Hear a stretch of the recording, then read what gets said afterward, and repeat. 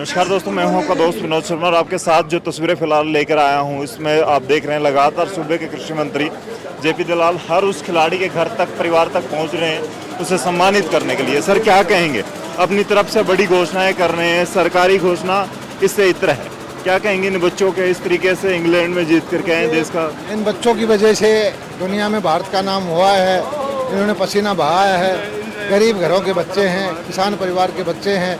इन्होंने जो मेहनत की है उस वजह से तिरंगा दुनिया के अंदर सम्मान हुआ है और हमारे राष्ट्रगान की धुन बजी है। तो इनके परिवार वालों से इनको जाकर के, इनके घर जाकर के मैंने इनको बधाई दी है। ये मेरा सौभाग्य है। सर, किसानों के परिवार से निकलते हैं बच्चे, आप कृषि मंत्री के तौर पर देखते हैं किसानों के घरों में हालात क्या होते हैं, वहाँ से निकल के आते हैं। तो जैस्मिन को भी खुद कोच ने अपने खर्चे से आगे बढ़ाया है, तो इन बच्चों को जरूरत जो होती है वो शुरू में सरकार है। पसीना जो बहाएगा सेठ साहूकार का बच्चा नहीं बहाएगा, जो किसान का बच्चा या देहात में रहने वाला बच्चा वही मेहनत करता है।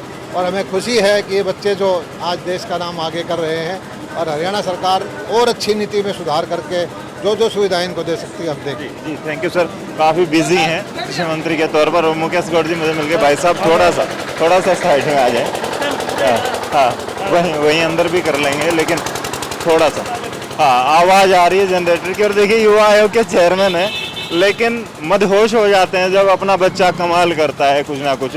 क्या कहेंगे भाई साहब, आज जैस्मिन को लेकर के, नीतू घनघस को लेकर के आप भी हर कार्यक्रम में मौजूद रहे और यूथ आइकन बन चुके हैं ये बच्चे आपकी तरह। आज कहीं ना कहीं आप जिस तरीके से युवाओं को आगे लेकर के चलते हैं, इन बच्चों के बारे में क्या?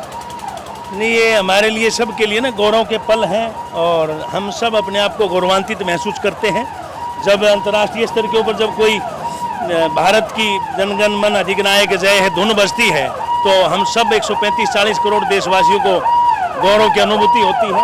और हमारे लिए और भी ज़्यादा फक्र की बात यह है कि भिवानी शहर के बच्चे मेडल के नाम पर ओलंपिक का गेम हो, चाहे वो कॉमनवेल्थ हो, चाहे वर्ल्ड रेसलिंग हो, वर्ल्ड बॉक्सिंग हो, हर जगह पर भिवानी के बच्चे अग्रणी भूमिका निभाते हैं। तो अंक तालिका में भारत का नाम, भारत में हरियाणा का नाम और हरियाणा में जब भिवानी का नाम आता है तो हमारी खुशी और गर्व के पल दोगुने हो जाते हैं और बढ़ जाते हैं। युवा आयोग के चेयरमैन जैस्मिन जैसे घरों में जब हम भी जाते हैं, आप भी जाते हैं, देखते हैं जब धरातल से उठते हैं ये बच्चे, बड़ी मजबूरियों में, बड़ी ऐसी कहूँगा मैं माहौल होता है वहाँ पर उन घरों का कि बड़ी मुश्किल से कर्जे पर इन बच्चों को आगे बढ़ाया जाता है। तो ऐसा कोई सरकार की तरफ से भी प्लेटफॉर्म दिया जाता है? शुरू में बात करूँ, बाद में मेडल के बाद तो लाखों करोड़ों मिल जाते हैं, उसके लिए भी कुछ सरकार, देखिए मैं बताऊंगा, सरकार हरियाणा सरकार हो चाहे केंद्र की सरकार हो, हरियाणा सरकार ने अपने खेल नर्सरियाँ दे रखी हैं और जब बच्चे प्रैक्टिस देते हैं तो उनको सुविधाएँ भरपूर देती है।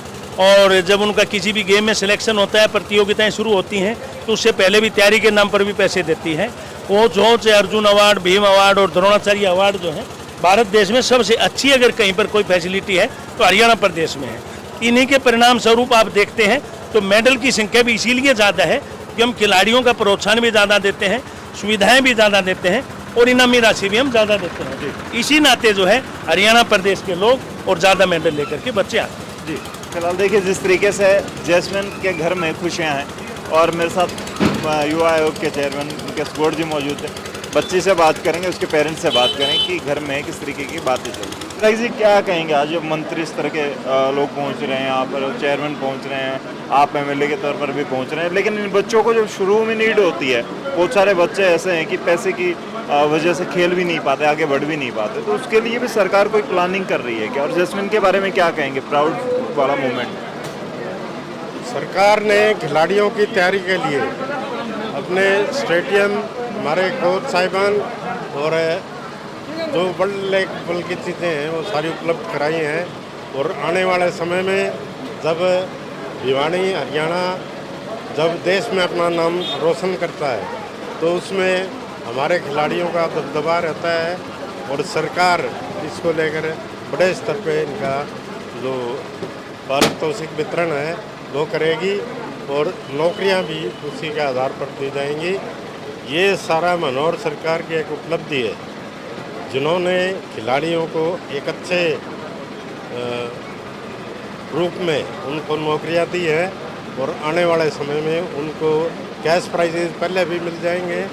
और जो भी खिलाड़ी इस क्षेत्र में आता है उनके मान सम्मान के लिए हमारी सरकार कभी पीछे नहीं होती। से बात करें, अब कॉमनवेल्थ में जो मेडल आए हैं, हरियाणा हमेशा तालिका में सबसे ऊपर रहता, बड़ा छोटा सा है और बजट के मामले में खेल बजट भी काफ़ी कम दिखाया जाता है जब आंकड़े आते हैं। तो क्या होना चाहिए कि जिस तरीके से दूसरे स्टेट हैं, गुजरात है या दूसरे स्टेट है, उसकी बजाय हरियाणा में ज़्यादा बजट दिया जाना चाहिए, क्योंकि यहाँ पे वो कैपेबिलिटी है, बच्चे उस तरीके से तैयारी करते हैं, पेरेंट्स चाहते हैं कि बच्चे खेलें। ऐसा है कि हम तो यही चाहते हैं कि हमारे बच्चे होशियार निकलें, आगे बढ़ें, उनकी ट्रेनिंग के लिए, उनकी स्टेमिना बढ़ाने के लिए जो बच्चे जिस टाइप की चाहते हैं उसको उसी टाइप से हमारी सरकार बराबर ये उनका जगह भी निश्चित करवाती है, उनको स्टेडियम भी निश्चित कराती है और जो खिलाड़ी आगे आते हैं उन सब का सम्मान भी हमारे प्रदेश की सरकार कर रही है। भिवानी शहर से आप 3 बार एमएलए रहे हैं, लेकिन भिवानी में आज भी ज़रूरत है, जैसे बॉक्सिंग की बात करें, जैस्मिन है और दूसरे खिलाड़ी हैं, मुक्के यहाँ के काफ़ी भारी पड़ते हैं विदेशी खिलाड़ियों पर, यहाँ पर बॉक्सिंग की या फिर एक खेल यूनिवर्सिटी होना ज़रूरी है। कुछ एक अकेडमियाँ अभी हमारे सरकार बनाने जा रही है, उसमें चाहे मुक्केबाजी हो, चाहे रेसलिंग हो या फिर कबड्डी वगैरह के जो क्षेत्र हैं और जो खो खो के क्षेत्र हैं, इन सब में आगे बढ़ाने का काम सरकार कर रही है और खिलाड़ी उसके लिए सदैव तत्पर रहते हैं। क्या भिवानी के लिए मांग रखेंगे आप इस तरह की? हाँ, भिवानी में इस टाइप की यूनिवर्सिटी की मांग चल भी रही है और सभी जगह पे कोई ना कोई सिस्टम हमारे क्षेत्र में दिया गया है। जी जी, ये थे एमएलए साहब और इनकी अभी इच्छा है, दिली इच्छा है कि भिवानी में एकेडमी जाएँ, भिवानी में यूनिवर्सिटी स्टार्ट हो, ताकि यहाँ पर माहौल बन सके। खेल यूनिवर्सिटी यहाँ पर होगी तो यहाँ के मुख्य और दम के साथ बोलेंगे। अगर एक माँ बाप से बात करें जिसके बच्चे खिलाड़ी होते हैं, या फिर उस कोच से बात करें, उसको ही हकीकत पता होती है कि खर्चे कहाँ से मैनेज किए जाते हैं। संदीप ने और इनके भाई हैं, दोनों कोच के तौर पर और पेरेंट्स के तौर पर उस बच्चे के साथ जुड़े हुए थे। फिलहाल मैं इनसे पूछूंगा कि शुरू में जो नीड होती है ना बच्चे की, आज तो मेडल के बाद तो बहुत सारे पैसे मिल जाने हैं, लेकिन उससे पहले इसके लिए सरकार ने क्या व्यवस्था करनी चाहिए या कहाँ से हेल्प हो सकती है बच्चे के लिए? जी, सबसे पहले तो टैलेंट आइडेंटिफिकेशन का माध्यम से हम एक सोसाइटी से अपने गेम के अकॉर्डिंग बच्चे छाट के ला सकते हैं। उसमें मैं कहना चाहूँगा कि जो हमारा शिक्षा विभाग है उनका भी बड़ा योगदान रहेगा, और शिक्षा विभाग अगर जो डीपी वगैरह होते हैं और कोचेज के साथ मिलके बहुत हमारे देश में प्रतिभा की कमी है तो बस उसको खोजने की, अगर उसको खोजा जाएगा तो बहुत ज़्यादा बच्चे टैलेंटेड निकलेंगे। तो मतलब कि जो रियल में नीड है, अगर बच्चों को शुरू से तराशा जाए तो सरकार फिर उस हिसाब से इन बच्चों को कुछ ना कुछ सुविधाएं मुहैया करवाए तो आगे जरूरत इतनी ज़्यादा मुश्किलें नहीं पड़ी। हाँ जी, बिल्कुल सही बात आपकी। अगर एक तो उनको हम समाज से छाट कर अपने गेम के अकॉर्डिंग उस गेम में शुरू करवाएं और फिर उसको फैसिलिटी दी जाए। जीतने के बाद तो मेडल बहुत मिलते हैं, पैसे भी बहुत मिलते हैं, समाज में इज्जत बहुत होती है, पर ग्रास रूट पे अगर कहें तो अभी ना के बराबर है। धीरे धीरे अगर हमारी सरकार बहुत अच्छा काम कर रही है और हमें उम्मीद है कि और भी अच्छा करेगी। तो इस बारे में संदीप बात करें, जिस तरीके से आप भी खिलाड़ी रहे हैं, खेले हैं, लेकिन वहाँ तक नहीं पहुँच पाए जहाँ आज आपके स्टूडेंट्स पहुँच रहे हैं, तो क्या कहेंगे? खिलाड़ी जो तैयार होता है और बहुत से खिलाड़ी विलुप्त हो जाते हैं क्योंकि वर्षों खपा देते हैं, अपनी ज़िंदगी लगा देते हैं दांव पे। उसके बाद बहुत सी बातें आती हैं कि कुछ खिलाड़ी नशे की गिरफ्त में चले जाते हैं, कुछ गलत धंधों की तरफ चले जाते हैं, कुछ लोग अपने आप को संभाल लेते हैं, दूसरे बिजनेस वगैरह में डाल देते हैं, काम धंधों में या जॉब लग जाते हैं। लेकिन खिलाड़ी को मुश्किलें कितनी आती हैं अगर उसका मेडल नहीं आता तो? देखिए जी, एक खिलाड़ी में संयम सबसे ज़रूरी बात है कि संयम होना चाहिए। अगर वो कल को कामयाब नहीं भी हो पाता है तो उसको इतना हो कि उसकी एनर्जी को पॉजिटिव वे में लगाए। हर एक कामयाब नहीं हो पाता है, पर मेरा ये मानना है अगर कोई आदमी सच्चे मन से ट्रेनिंग मेहनत करेगा तो कामयाबी उसको शायद मेडल के रूप में मिले ना मिले वो लक की बात है, बट वो एक अच्छा इंसान ज़रूर बन जाएगा।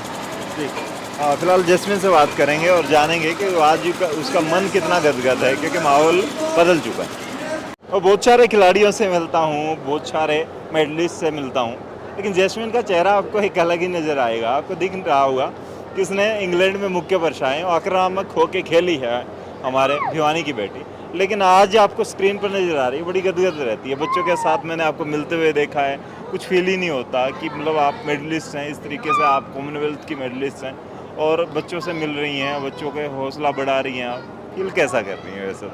काफ़ी अच्छा लगता है सर, मतलब अच्छा लगता है बच्चों के साथ भी रहना। मेडल आ गया तो मतलब ठीक है, कोई दिक्कत नहीं, लेकिन वैसे तो हम भी इंसान ही है, तो नॉर्मल ही रहती हूँ सर मैं। जी जी सर। आज मंत्री, एमएलए या बड़े बड़े नेता पहुंच रहे हैं, चेयरमैन पहुंच रहे हैं, लेकिन जब ज़रूरत होती है खिलाड़ी के तौर पर, आपके कोच से भी बात कर रहा था, नीड होती है, जैसे आपकी ज़रूरत या आपकी शुरुआत हुई, तब कोई साथ नहीं आता, तब रियल में नीड होती है एक बच्चे को, एक खिलाड़ी को। सरकार को उस पर सोचना चाहिए। हाँ, उस पर सोचना चाहिए, क्योंकि शुरुआत में ही बच्चे को ज़्यादा ज़रूरत होती है, लेकिन उस टाइम पर इतना कोई साथ नहीं देता।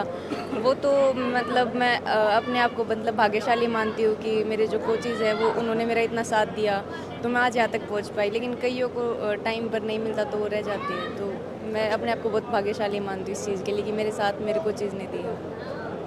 अब किस तरह की तैयारियां चल रही हैं, कहाँ तक की प्लानिंग सेट कर ली है मेंटली, और अब अभी से नई तैयारियां शुरू हो गई हैं, या अभी ये जो ओकेजन चल रहे हैं, जिस तरीके से फेस्टिवल की तरह भिवानी में मनाया जा रहा है, अभी ये आपकी स्वागत किया जा रहा है हर जगह, तो कब से तैयारियां ओलंपिक के लिए शुरू हुई? अभी 16 तक तो प्रोग्राम है। अभी गवर्नमेंट सरकार, हरियाणा सरकार जो, वो भी 16 तारीख को करेगी और 15 तारीख को गवर्नर का होगा। फिर उसके बाद हम ट्रेनिंग स्टार्ट कर देंगे, और हमारे जो कोचेज है, जो कमियां मेरे में रह गई, जो गलतियां मैंने की है, तो वो उनसे बात करके वो उन पे ज़्यादा मेरे से मतलब उनको सुधार, मतलब मेरे साथ मिल के उनको सुधरवाने की कोशिश करेंगे। और आगे भी कॉम्पिटिशन्स हैं, एशियन गेम्स भी, वर्ल्ड चैम्पियनशिप भी, तो उसकी तैयारी भी मेरे कोचेज करवाएंगे। गीता और बबीता को लेकर के बहुत सारी चर्चाएं चली, बहुत सारी बेटियों में ओज आता है जब उनकी बात होती है। और दंगल मूवी आई, दंगल मूवी में दिखाया गया कि पहले उनके पापा, जैसे आपके चाचा या आपके कोच हैं, वो तैयारी करवाते हैं, उसके बाद NIS वगैरह चली जाती हैं और कहीं चली जाती हैं। तो फिर अब कुछ प्रोफेशनल तैयारियां होने वाली हैं, या इन्हीं कोचेज के साथ जुड़ के ओलंपिक की तैयारियां होंगी? इन्हीं कोचेज़ के साथ जुड़ के ओलंपिक की तैयारियाँ मतलब मैं करना चाहती हूँ। बाकी बाद में कैंप तो लगते हैं, नेशनल कैंप लगते हैं कहीं जाने से पहले, लेकिन जो ट्रेनिंग है बात के लिए मैं इन्हीं मतलब यही पे करती हूँ कोचेज़ के साथ। मतलब कि यहीं भिवानी की टेक्निक से ही मुक्का मार के ओलंपिक में गोल्ड लेके आएंगे? जी सर। जी, फिलहाल देखिए जिस तरीके से यहाँ पर खुशियाँ दी, चाहे नेताओं से बात करें या फिर एक सेकंड आता हूँ, कमल जी एक सेकंड, आज काजू कतली खा रहे हैं, मज़ा आ रहा है, मज़ा आ रहा है, काजू कतली खा रहे हैं। इस काजू कतली में मिठास कितना हो चुका है, शुगर बढ़ा देगी ये? पूछो ना, मतलब मैं इतना खुश हूँ जिसका कोई वो नहीं है। और मैं 100% ये कह सकता हूँ कि बेटी, इनकी कोचों की मेहनत को मैं सलाम करता हूँ। और 100% आने वाला जो टूर्नामेंट है, चाहे वो एशियन गेम हो, चाहे कोई आगे इसमें अपने ओलंपिक गेम हो, 100% ये बेटी पदक लेके आएगी, अपना नाम रोशन करेगी। इनके कोचों को मैं बहुत बहुत धन्यवाद देता हूँ और वास्तव में काबिल तारीफ है। कमल जी, मैंने भी विधायक जी से बात की और बहुत सारी बातें हैं कि खेल यूनिवर्सिटी की बात होती है, भिवानी में एकेडमीज़ की ज़रूरत है, लेकिन वो माहौल है नहीं। मैंने क्यों बात कह तो दिया जाता, लेकिन वो हकीकत यहाँ पर बहुत सारी बातें हैं। मुझे कोच साहब ने बताई, जैस्मिन को लेकर के बहुत सारी समस्याएं आती थी जब इसको शुरू में खिलाया, या हर खिलाड़ी जब खेलता, आप भली बात ही समझते उस चीज़ को। तो क्या इन हमारे नेताओं को आवाज़ उठानी चाहिए इन चीज़ों के लिए सदन में या विधानसभा? देखो, आप वहीं थे और ये संदीप कोच ने जो बात की बिल्कुल सही बात है। जो धरातल पे जो सुविधा होनी चाहिए वो बिल्कुल नहीं है। अगर कोई खिलाड़ी इंजरी हो जाती है तो उसका कोई ट्रीटमेंट नहीं है पे। मैंने भी ये बात की, तमाम कोच भी करे, तमाम खिलाड़ी भी करे हैं कि इतना अच्छा रिजल्ट दे रहे हैं लगातार हर एक फैकल्टी के अंदर। तो आप यहाँ पे खेल यूनिवर्सिटी बनाई जाए, यहाँ कोई तो क्या नाम फिजियोथेरेपी नहीं है कोई भी किसी प्रकार की भी, तो वास्तव मानता हूँ मूलभूत समस्या है।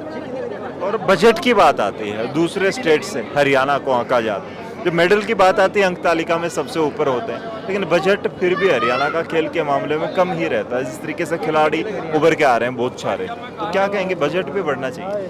बजट 100% बढ़ा थे, पता नहीं वो हमने तो देखा है कि गुजरात के अंदर इतने खिलाड़ी पैदा नहीं होते। हम गुजरात की भी बुराई नहीं, सोशल मीडिया के आंकड़े तो बहुत सारे अलग बात है, लेकिन धरातल भी बात बताता हूँ कि यहाँ जो बजट होना चाहिए हरियाणा प्रदेश के अंदर वो गलत है। दूसरा मैं एक बात और कहना चाहता हूँ कि जो मेडल लेके आए हैं उनको नौकरी सिर्फ एक स्पोर्ट्स में जूनियर कोच वो लगा दी डिप्टी डायरेक्टर, और किसी भी डिपार्टमेंट के अंदर एक भी खिलाड़ी को नौकरी लगाने का काम नहीं कराया। ये बात मैंने जेपी दलाल जी को भी कही थी और वहाँ इसका युवा आयोग का चेयरमैन था उसको भी कही थी। मैं कहता हूँ यहाँ तो यूनिवर्सिटी खोलनी चाहिए, स्पोर्ट्स यूनिवर्सिटी, वो तो खोलने की दूर की बात है, इन बच्चों को अच्छी नौकरी तो दे दो ताकि आगे अपना रिजल्ट दे सके। जी, बुजुर्ग के तौर पर मंच पर बैठे थे काफ़ी टाइम, कैसा फील करते हैं जब अपनी बेटियां इस तरीके से नाम रोशन करती हैं? हमारे तो जो है ना बच्चे खिल जाते हैं। हमारी बेटियों ने जो ना उस इंग्लैंड में भी झंडा फहराया है और मैं हरियाणा सरकार से गुजारिश करता हूँ अगर जो बेटियां विदेशों में जाते पहले भी आर्थिक सहायता देनी चाहिए ताकि वो और बढ़े और इसके बाद नौकरी में भी व्यवधान करना चाहिए। और आज हमें बड़ी खुशी होती है भिवानी को क्यूबा कह दिया और आभा सिंह जी को आज फिर जिंदा कर दिया द्रोणाचार्य अवार्ड को, जिसकी बदौलत आज ये देश। जी, तो फिलहाल शेयर करें, देखिए सारी बातें निकल करके आती हैं। एक खिलाड़ी के पीछे बहुत सारा जोर लगता है, एक कोच का, एक परिवार का, एक माँ बाप का, लेकिन जिस तरीके से यहाँ पर आज ये सम्मानित किया जा रहा है इसके पीछे स्ट्रगल बहुत सारी छिपी है। और खुद जैस्मिन ने हमें बताया, उनके कोचेस ने हमें बताया, या फिर मंत्री साहब, एमएलए साहब कब सोचेंगे कि भिवानी से इतना अच्छा रिजल्ट निकालते हैं मुक्कों के दम पर हमारे खिलाड़ी, तो फिर क्यों नहीं यहाँ पर वो सुविधाएँ होनी चाहिए? क्या दूसरे स्टेट से, दूसरे डिस्ट्रिक्ट से ज़्यादा सुविधाएं भिवानी में होनी चाहिए? आपका क्या कहना है? इस वीडियो को शेयर करें, तब तक के लिए धन्यवाद, राम राम।